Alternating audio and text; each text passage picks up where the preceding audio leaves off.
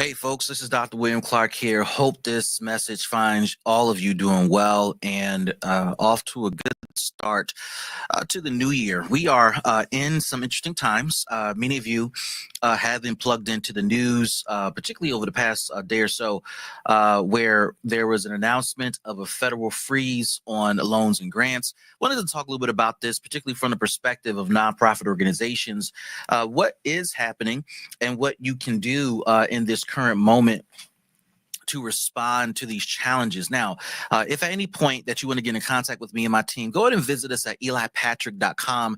Again, that's elipatrick.com. We're standing by to talk with you about this particular issue and also about other ways that we believe we can help you navigate through this and other challenges through one of our services. So go to elipatrick.com. Again, that's elipatrick.com. Now, here's the news right now, and we're going to read from a couple of sources here to help us contextualize what's actually happening. And then we're going to talk a little bit about what the response can possibly be. So on January 27th, the Office of Management and Budget issued a directive to temporarily pause all federal grants and loans to ensure alignment with President Trump's policies, particularly targeting programs related to diversity, equity, and inclusion, as most of us know it as DEI, and environmental initiatives. This pause is set to take place January 28th, which is yesterday. And this really sets off a firestorm, because what actually ended up happening for a lot of organizations as they were getting the news, there was a lot of confusion about what is happening, and what most folks responded to was the word freeze, right, on federal grants and loans, the word freeze. What I just read came from Reuters.com. Let's continue through Reuters.com. The freeze has significant implications for nonprofits that rely on federal funding to deliver essential services, programs, and education.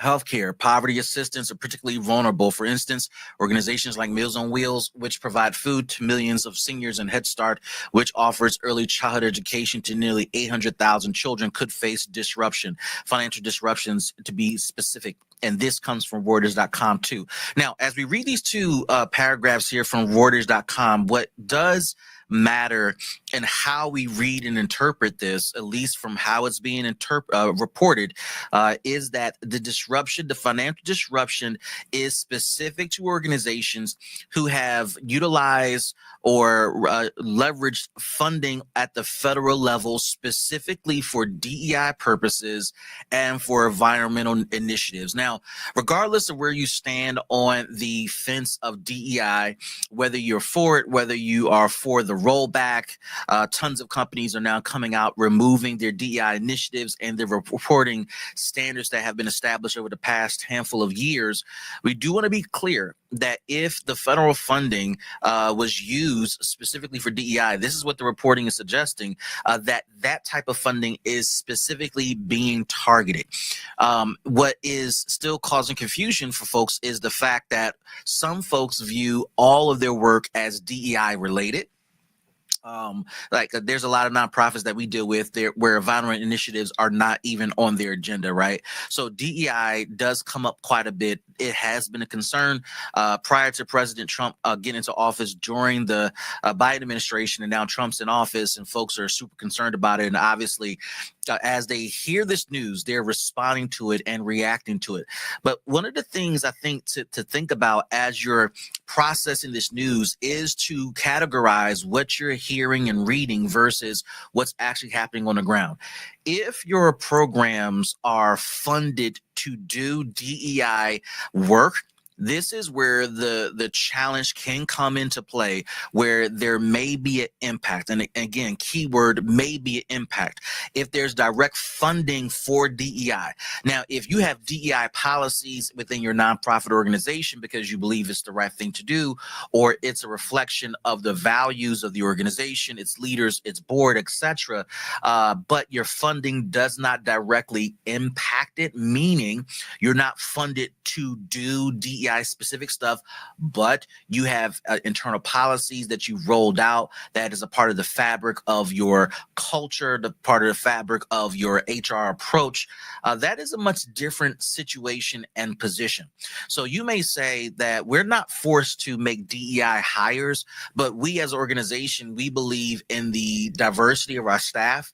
We believe in equitable opportunity for all folks to apply for opportunities, regardless of the category you may find yourself in socially. And we believe in inclusion, right? Inclusion of all people to contribute to the well-being of our organization and the service of our customers. That is a fabric of who we are. That is a fabric of how we plan to operate. And we have no intentions of reporting this to anybody, but we just operate like this. What I just described is a cultural representation of DEI, which is much different than organizations that instituted policies in response to some of the major events here in America that happened over the past 4+ years. And that's a totally different approach. And so I do want to just temper some of the concerns for some folks as they process through this, that perhaps some of the disruptions may not impact you. Now, something to think about, though, as we process through this is while you may not be impacted, or you may not have DEI work that's specifically funded at the federal level, some of your funders may have received federal dollars, and it may have been tied to DEI work, which then has been diluted and handed out to a number of organizations, which some of you may be listening and watching to this broadcast right now. That could cause a disruption where, again, it may not be your direct funding approach to do DEI work. However, your funding source may be the source of that DEI type of funding. So that can cause some concern. This is partly why folks are just confused, not sure what's happening, etc. Let's go ahead over to AP News, real quick. Universities and research institutions are also potentially affected with potential halts in funding for various projects. AP News reports the University of North Carolina, for example, University of Florida have advised faculty to proceed cautiously, while other universities have paused grant-funded initiatives. Let's take a look at The Guardian. In response to the directive of pausing funding, grant funding, and loan funding, a coalition of nonprofits and small businesses have filed a lawsuit leading to a temporary block of the freeze by a federal judge. And this court has scheduled a hearing for February 3rd to further assess the situation. So there's been a lawsuit to pause this. Again, these things happen. We'll see what plays out in the news in the coming days. Now, there are a couple of things I want to share with you as you're processing through this, because again, for those of you that have been in the industry for a long time, those of you that have led nonprofits for some time, you've led through different waves of situations, particularly those that are finance related, where there have been, financial freezes at the local level in your city or town, state freezes where you may have had significant or meaningful dollars from your state. Maybe there were some freezes from your normal private funders, foundations, etc., and you've had to adjust. Those moments are not fun at all. I've lived through my fair share of them, both with organizations that received major federal funding, private funding, state funding, city funding, etc. Not fun at all. But what I will tell you, it does require us as nonprofit leaders and executives to, one, get the facts, get all information. This is part of 3 things I want to share with you. The first thing is research and read, get all the facts. So one of the things I would encourage you to do is to not respond to the hysteria and the interpretation of what others are saying. I get on social media that folks are going to share their opinion. You're probably going to have coffee with a couple of folks and they're going to share their opinion. Be a good friend, be a good colleague, listen and engage. But I want to encourage you, if I was to coach you, if I was to be part of your support team and to help you navigate through this, I would advise you to, one, gather all information, research and read. I want you to separate the truth from what is false. Because if there's truth in what is being said, well, what is it? And what's not actually true? Because oftentimes what we see is that when people get a grain of truth, they stretch it to other categories and situations that are not necessarily relevant to them and to you. And I'm talking to you today. I'm talking to you who's listening to this broadcast, who's listening to this podcast, who's watching this on social. And I'm talking to you. I'm trying to process with you how to navigate through this. So research and read. Just because I'm broadcasting this does not mean I'm the final authority. I want to encourage you as this continues to play out to research and read not just today's information, not just yesterday's information, but keep your eyes glued to where this is going. Now, one of the things to consider for a defined period of time is to be on several news outlets that are processing this information. If you're not a part of any newsletters or executive groups or entities that are sitting out bundled news information, this would be a great time to get that in place and to have those things sent to your email address so that you can stay alert on this information without disrupting your day. Because the thing that we have to remember, you're still running a business. You're still operating the nonprofit. You're still leading strategy here. You're still setting the tone for your organization. And so while this is an issue, a hot button issue, if you will, for a lot of folks, you still got to lead. So categorize this information into an inbox where you can read, stay abreast, and continue to have conversations, but do this with the intent of separating truth from what is false. Second thing I would encourage you to do, as you are researching and reading, gather and huddle with your team and your stakeholders, right? So it's one thing to gather with colleagues who are in the same industry, in the same city or town, their competitors, their frenemies, whatever the case may be, right? So those conversations need to continue to happen. However, those people may not be a part of your inner circle. So as you're gathering information, challenge your team to do step number one, which is research and read. Huddle with them. Cuddle with the folks that help you make regular day-to-day operational strategic decisions and start to process through what is being reported, what's happening in the courts, what the news is saying, what the White House is saying, what your funders are saying. Particularly if you have federal funders, call them. Right, that's a part of number 3. We'll talk about that in a minute. But you want to call them. You want to talk to your federal representatives. You want to talk to anybody that has ties to any federal dollars that you're currently getting. But in order for you to make sense of that, huddle with your team so that you guys can talk about this. And this leads to step number 3.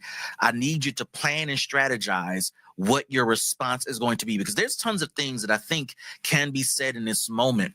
But my thought here is to pause before taking any serious action and to plan out your next steps. So we're already down this path, right? Where we're researching and reading, we're staying abreast, we're separating truth from false information.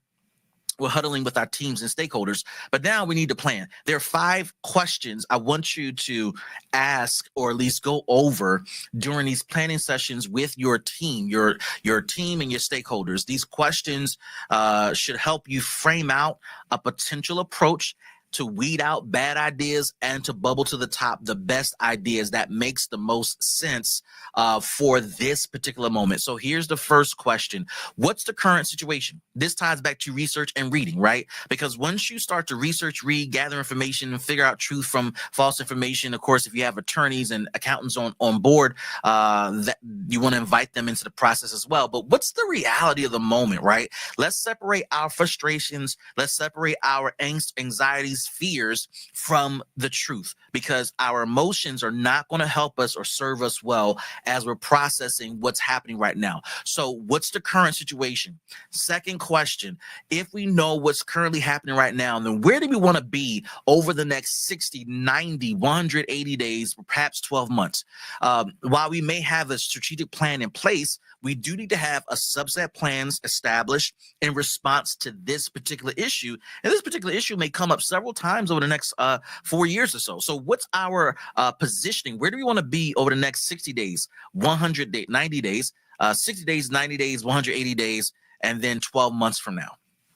Okay. So then once we identify where we want to be, then where do we want to go? What do we want to accomplish? What's the goal we want to achieve to make that positioning a reality? For some of you, it may be high time to start thinking about diversification of your revenue in a more serious way. Some of you are highly dependent upon grants, which makes sense because that's the epicenter and the source of a lot of our funding as nonprofit organizations. Some of you may be highly reliant upon just federal grants. You might want to diversify at the state, local, private level.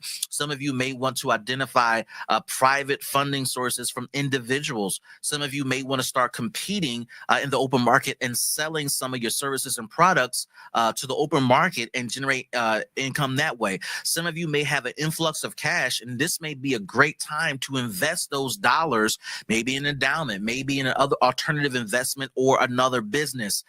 So there are options in front of you financially that you might want to explore. But what do you want to accomplish, right? How do you want to get there? The fourth question is, what steps do we need to take? What's the detailed action plan? Because we already got our vision and where we want to be positioned. We already know how do we need to get there, right? But then we need to talk about the actual steps we need to take, the detailed steps, right? So this is going to require some discipline. One of the recommendations we tend to give to our customers when it comes to emergency planning or intentional planning, particularly when we have folks who have busy schedules, is to break up the planning over a series of a couple of days so that you're not disrupting the workday and the workflow of the team, but you're spending time in bunches of days and bunches of hours planning, strategizing, refining, getting better at what the plan will be. And so that's question 4. What are the detailed steps? And then question 5, the last question is, how do we know that we've met our goal? What's the measurement of success? What are the key indicators of success? What are the milestones that we need to hit? Those 5 questions. Where are we now? Where do we want to go? How do we get there? What steps do we need to take, and how do we measure success and progress? I think will help you start to temper concerns. If you haven't already, you will start to hear from some board members. If you haven't already, you will start to hear from some funders. If you haven't already, you may start to hear from some of your customers. And you want to have a response in place. And so I want to encourage you to find time this week, definitely the latest next week, start the planning process. You don't want to wait until the court hearing that's going to take place, I think, this upcoming Monday. You want to have a plan in place where you're already processing through options. So even if things start to settle out and you realize, okay, this doesn't impact me or our organization directly, we still want to have an emergency plan in place. And it's a good action to take, right? When I was in the IT department, one of the things that we did, and this is for for-profit organizations, one of the spots that I landed in was in disaster recovery and preparedness from an IT perspective. And the intent was to prepare for the what ifs, the crazy moments that can happen, like an act of God, a hurricane, a flood, a fire, or any dramatic thing, whether we were hacked or we lost information, lost power. What are the backup plans in place to recover said data, said systems, said processes, said information, and how are we backing up that information now? Like, we don't want to wait until a situation happens. What's the daily process of backing up information and strategies now that can help us prepare for the what is, so that we can get back up and running as quickly as possible? Dare I say that this news alert, this situation that has hit the news for a lot of nonprofit organizations, could be a great opportunity to engage in disaster recovery or disaster preparedness planning. This, again, is agnostic to President Trump. As I mentioned earlier, this is about situations that many of us who have been in the business for quite a long time have seen in other areas and arenas, whether it's at the state level, the local level, the private level, the individual level, whether people have decided to pare back their giving to us for whatever reason, and we depended upon their $50,000, and now it's gone. And we got to make adjustments. We then get into this emergency mode with no backup plan. I want to submit to you as a nonprofit leader, as a nonprofit influencer, as a board member, to take this opportunity to engage in disaster preparedness, disaster recovery from a financial standpoint, because if there are freezes to your finances from the federal level, state level, local level, private level, etc., how will you continue to provide key and critical services to your customers who look to you to serve them and to meet the needs, right? You're a local nonprofit with boots on the ground. And people have looked to you for years to meet several critical neighborhood and community needs. And you are a vital part of their experience and of their reality. And if you at any point have to close doors, relieve staff, cut salaries, reduce hours, reduce program offerings, etc., how will that impact your customers, and what will the response be? It will be tough.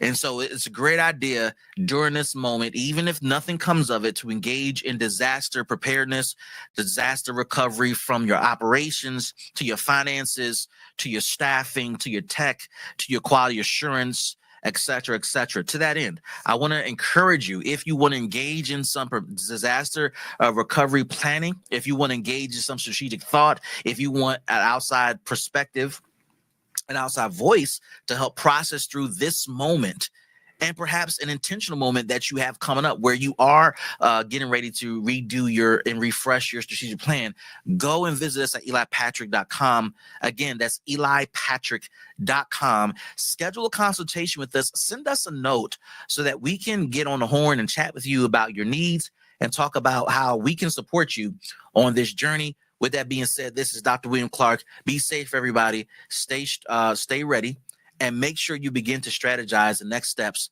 for your organization.